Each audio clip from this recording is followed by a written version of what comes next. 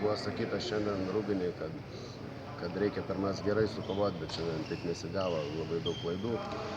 Aišku, ir dar eksperimentuojam, yra naujas žaidėjas, ir bandom dviem linijom žaisti, žodžiu, padėčių kaita vyksta ir gal dėl to toks nelabai gražus žaidimas gaunasi, bet aš manau, čia tik tai į ateitį žiūrint, kai ateis jau play-offai ar finalai, stengsimės išeiti, aišku, juos, bet kad ten jau būtų maksimumas, kaip sakė.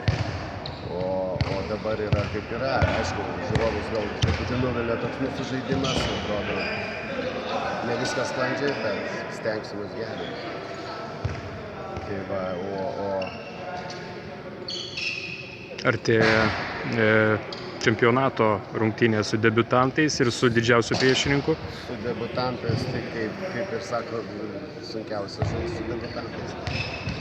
Geresnis priešininkas visą laiką užsivedimas ir ypač kai žaidi prieš čempionus. Tai bandysim namų varžybas laimėti prieš čempionus ir ruošiamės tam. Tai tikiuosi, kad pavyks tai įgyvendinti.